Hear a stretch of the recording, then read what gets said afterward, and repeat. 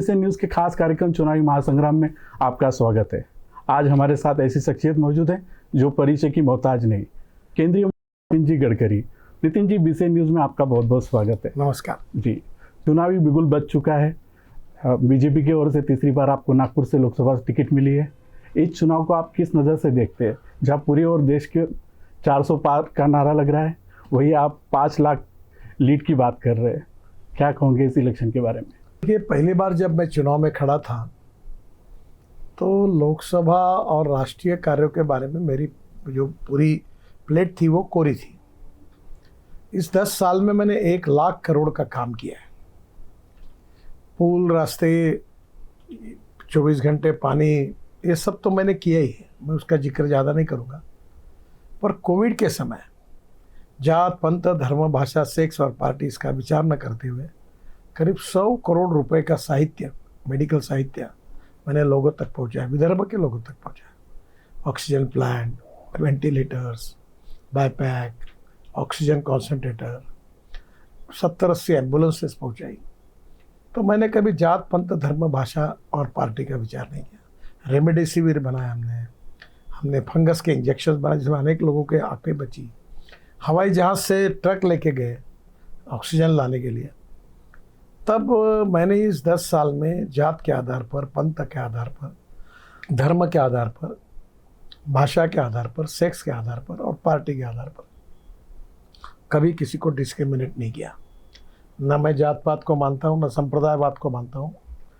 मैं सबके लिए मैंने काम करने की कोशिश की। हाँ, ये बात ज़रूर है कि जो काम नहीं हो सकता वो पब्लिक ने नहीं कहा, जो हो सकता वो मैंने किया और जनता से कभी झूठ नहीं कहा। तो आज मुझे विश्वास है कि लोग जात, पंथ, धर्म, भाषा और पार्टी का विचार न करते हुए सब प्रकार के लोग अब मेरे से भी परिचित हैं, मेरे कार्य से भी परिचित हैं और इसलिए निश्चित रूप से मुझे बहुत अच्छी मार्जिन मिलेगी और मैं 5 लाख से ज़्यादा वोटों से ये चुनाव जीतूंगा, ऐसी कोशिश कर रहा हूँ। जनता के आशीर्वाद से शायद मैं इसमें निश्चित रूप से यशस्वी होऊंगा। नितिन जी, रोजगार का मुद्दा एक बहुत बड़ा मुद्दा माना जाता है। पिछले आपके कार्यकाल ने आपके बताए मुताबिक 1 लाख रोजगार नागपुर में दिए गए। आने वाले समय में आप इस रोजगार को बढ़ावा कैसे दोगे? देखिए, मिहान में मेरे पास नामों की सूची है। 68,000 लोगों को रोजगार मिला है और अभी जिस प्रकार से जो IT कंपनीज है, SCL, Infosys, TCS, tech Mahindra, और यहाँ इतने बड़े प्रमाण पर डेवलपमेंट हो रही है कि हम 1 साल के अंदर 1 लाख का आंकड़ा पार करेंगे। नागपुर एविएशन हब बना है, MRO यहाँ है, इंडिगो के पूरे फ्लाइट सर्विसिंग और मेंटेनेंस के लिए आते हैं। एयर इंडिया का MRO बना हुआ है। राफेल जो फाइटर जेट है, डोसाल्ट कंपनी नागपुर में बन रहा है। एयरबस और बोइंग के 1200 पार्ट्स नागपुर में बन रहे हैं। नागपुर ये एविएशन हब है, नागपुर ये मेडिकल हब है, अब नागपुर ये एजुकेशन हब है। नागपुर में आपने देखा होगा सिम्बोसिस आई, अभी IIIT आई, एम्स आया, IIM आया, 49 इंजीनियरिंग कॉलेजेस हुए और आज नागपुर में नर्सिंग मुंजी जो देश की 5 संस्थाओं में KG to PG वो भी नागपुर आ रही। तो मुझे इस बात की खुशी है कि नागपुर अब एजुकेशनल हब बना। अब 1200 करोड़ देवेंद्र जी ने दिए। हम लोग सिंधी में हमने समुंदर लाया, ड्राई पोर्ट शुरू हुआ और ड्राई पोर्ट के बाद एक 1200 करोड़ का एक बहुत बड़ा लॉजिस्टिक कैपिटल हम बन रहे हैं। वर्ल्ड देश का सबसे बड़ा लॉजिस्टिक पार्क बनेगा। तो इन सब बातों का हिसाब लग, इंडस्ट्रियल क्लस्टर्स बनेंगे, लाखों लोगों को रोजगार मिलेगा। और मुझे सबसे ज़्यादा चिंता अगर कोई है तो नागपुर शहर, जिला और विदर्भ के युवाओं को रोजगार कैसे मिले। हमने एडवांटेज विदर्भ लिया। अभी टूरिज़्म में नागपुर एक टाइगर कैपिटल है, ऑरेंज सिटी है, 0 माइल है और अब नागपुर में लाखों लोग विदेशों से भी टाइगर देखने के लिए आते हैं। अब पेंच में टाइगर है, ताड़ोबा में टाइगर है, उमरेड में टाइगर है। अब सब जगह पर हम अच्छी तरह डेवलप कर रहे हैं, रिसोर्ट डेवलप कर रहे हैं। और ये जो टूरिज़्म ऐसी इंडस्ट्री है जिसमें 49% कैपिटल इन्वेस्टमेंट एम्प्लॉयमेंट के लिए खर्चा होती है। अभी आम्बोरा हमने बहुत सुंदर बनाया, म्यूज़िकल फाउंटेन बनाया। तो एक प्रकार से मुझे लगता है कि बड़े प्रमाण पर नागपुर में, विदर्भ में और नागपुर ज़िले में खनिज संपत्ति के आधारित कोल माइंस खुल रही है।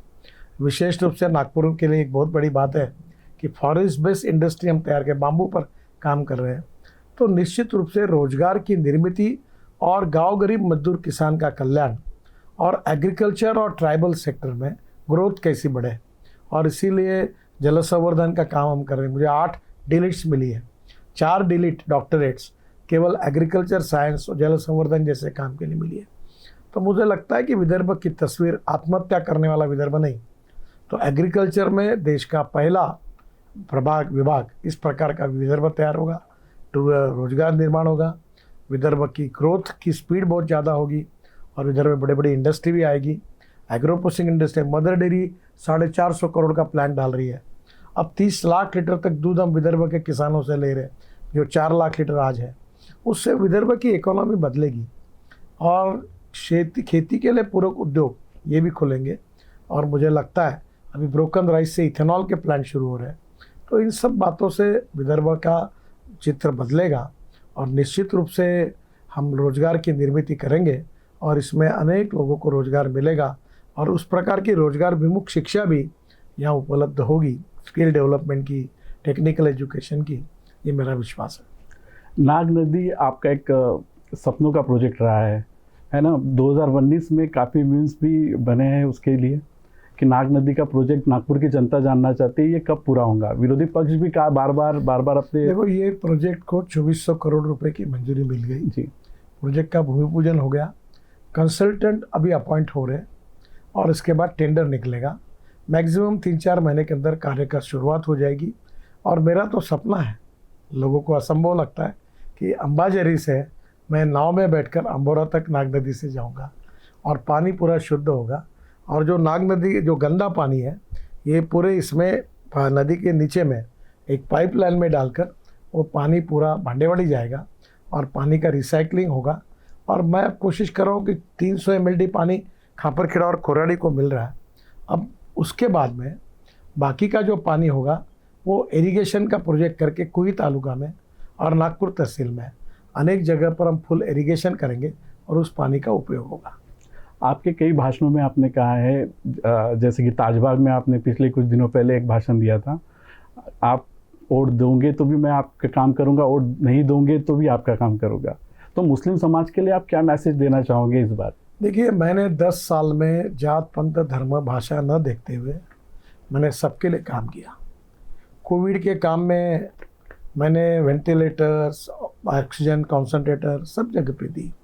ताजबाग का आज विकास हो रहा है, आज ताजबाग को फिर नए से 200 करोड़ मिले, इतना सुंदर ताजबाग बना, रोड बड़े हुए, ताजबाग के सामने बड़ा उड्डान पुल बन रहा है। अब मुझे बताइए कि वहाँ मैं एक स्पोर्ट्स का कॉम्प्लेक्स बनाना चाहता हूँ, मेडिकल कॉलेज के लिए हॉस्पिटल बोलना चाहता हूँ। हाँ, गुंडागर्दी के बारे में विरोध में मैंने कहा अफू गांजा चरस का धंधा नहीं चलेगा।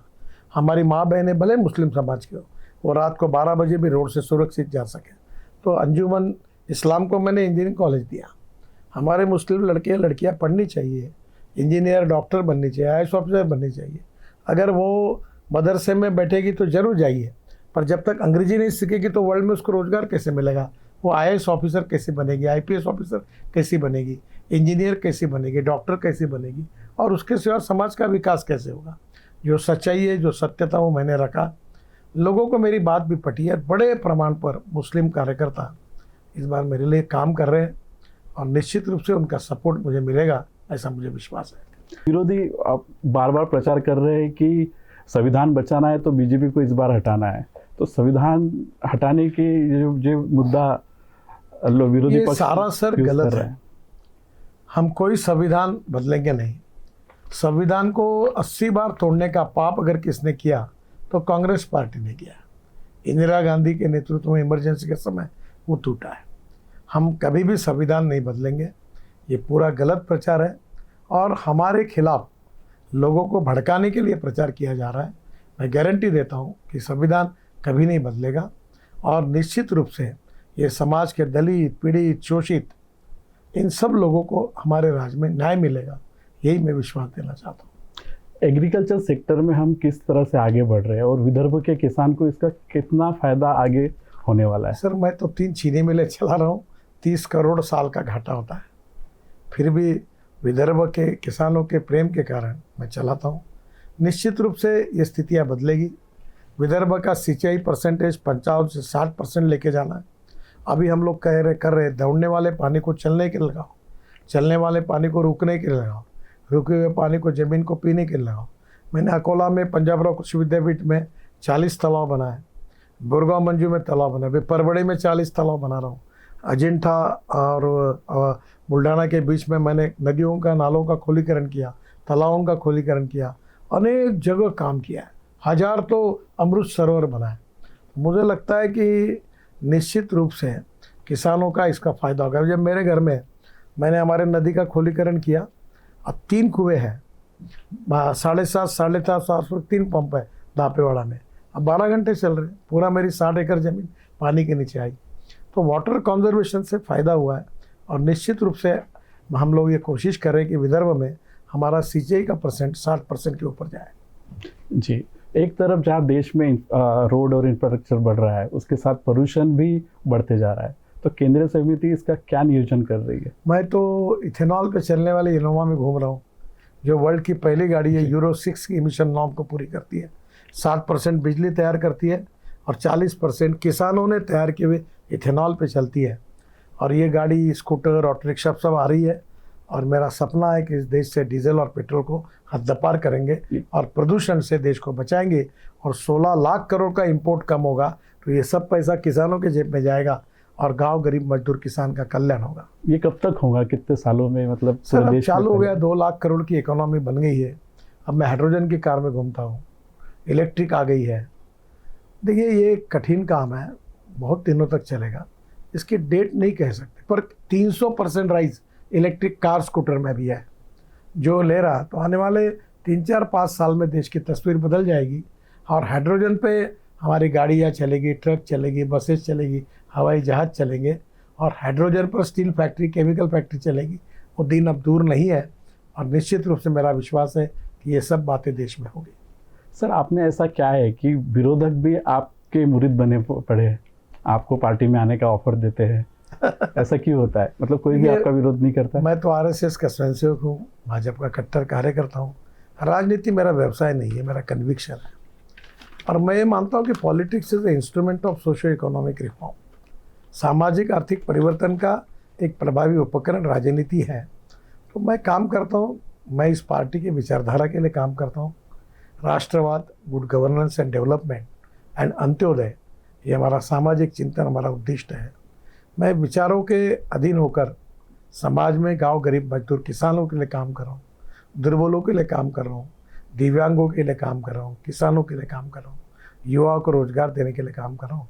मैं 80% सामाजिक सेवा, समाज कारण करता हूँ और 20% पॉलिटिक्स करता हूँ। और मैं अक्सर कहता हूँ कि this is the appropriate time that we need to redefine the definition of politics.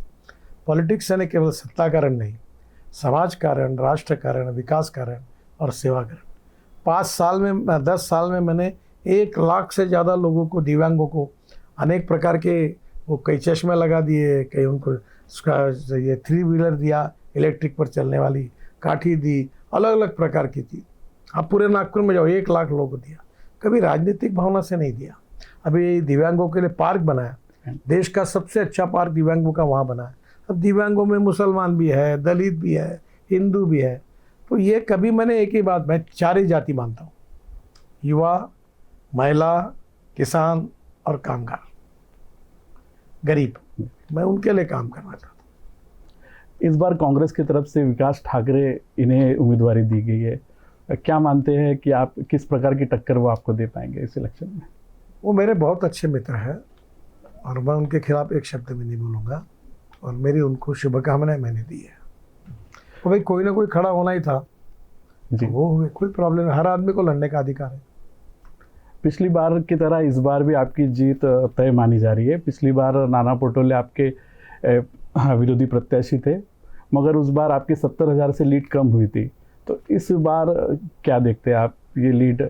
नहीं, इस बार मुझे लगता है कि मैं निश्चित रूप से बहुत अच्छे वोटों से मार्जिन से जीतूंगा। मेरे कार्यकर्ता बहुत हमारे काम कर रहे हैं, मेरे समर्थक बहुत अच्छा मदद कर रहे हैं और जहाँ भी जाता हूँ वहाँ मुझे जनता का, जात, पंथ, धर्म, भाषा, सेक्स और पार्टी छोड़कर लोग व्यक्तिगत रूप से मुझे प्रेम करते हैं और लोगों का प्रेम यही मेरा सबसे बड़ा कैपिटल है, मेरी पूंजी है, और उसी आधार पर मैं चुनाव जीतूंगा, ऐसा मेरा विश्वास है। एक बलशाली लोकतंत्र के लिए एक सक्षम विपक्ष जरूरी है, इस बारे में आपका क्या कहना है? और इंडिया अलायंस के बारे में आप क्या देखते हैं? इंडिया अलायंस देखो, इंडिया अलायंस के बारे में मुझे कुछ बताना नहीं है, क्योंकि हर व्यक्ति अपने काम करते रहता है। एक बात पक्की है कि लोकतंत्र यशस्वी होने के लिए सत्तारूढ़ पार्टी की भूमिका जितनी महत्वपूर्ण है उतने विपक्ष के भी है, तभी लोकतंत्र यशस्वी होगा। और एक सवाल मैं आपको नागपुर एयरपोर्ट के बारे में पूछना चाहता हूँ। कई दिनों से नागपुर एयरपोर्ट की बातें चल रही है कि मिहान लॉजिस्टिक हब अभी भी बनने हमने वाला है। नागपुर एयरपोर्ट के बारे में एक पीआईएल डालने का तय किया है, क्योंकि सुप्रीम कोर्ट में 3-4 साल से अटका हुआ है। वो किसी भी बातों से निर्णय करे, आइदर वो रिजेक्ट करे या अप्रूव करे, पर करे, इस बात के लिए हम उनके पास जाएंगे और जल्दी इसको क्लियर करेंगे। नागपुर का करियर लॉजिस्टिक के बारे में क्या लग रहा है आपको? लॉजिस्टिक हब आप बनाने की बात कर रहे हैं, काफ़ी कंपनियां आने की बात हो रही है, पर ये कब तक पूरा हो पाएगा? पूरा 2-4-5 साल में आपको दिखेगा सब बदल। नितिन जी, जाते जाते आपका आखिरी सवाल एक मैं पूछना चाहता हूँ। आप आने वाले दिनों में आपके विकास कार्य तो दिख रहे हैं, आने वाले 5 सालों में आपका ब्लूप्रिंट क्या रहेगा? देखिए, नागपुर का विकास, विदर्भ का विकास, गांव गरीब मजदूर किसान का कल्याण, युवाओं को रोजगार, और नागपुर को दुनिया का नंबर 1 का भारत का शहर बनाना, ये मेरा सपना है, और इसके लिए मैं पूरी कोशिश करूँगा। आपके सपनों का शहर नागपुर, ये कितने दिन में पूरा होगा आपको ऐसा लगता है? और कैसे देखते हो तो आप मैं सपने कह नहीं से? सकता, जी, क्योंकि मैं यहाँ का भूमिपुत्र हूँ, जन्मों मेरा यहाँ हुआ है। मैं पूरी ताकत लगाकर ईमानदारी से कोशिश करूँगा। अब देखिए आगे कितने दिन में होता है, ये आप जैसे लोगों को देखना। ठीक। नितिन जी, हमारे इस कार्यक्रम में आप अपने समय दिया, इसके लिए बहुत बहुत धन्यवाद, और आने वाले इलेक्शन में आपको बहुत बहुत शुभकामनाएं देते हैं। दर्शकों, ऐसे ही कुछ खास कार्यक्रम, खास व्यक्तियों के साथ हम फिर मौजूद होंगे। तब तक आप बने रहिए हमारे साथ। नमस्कार। नमस्कार। Thank you.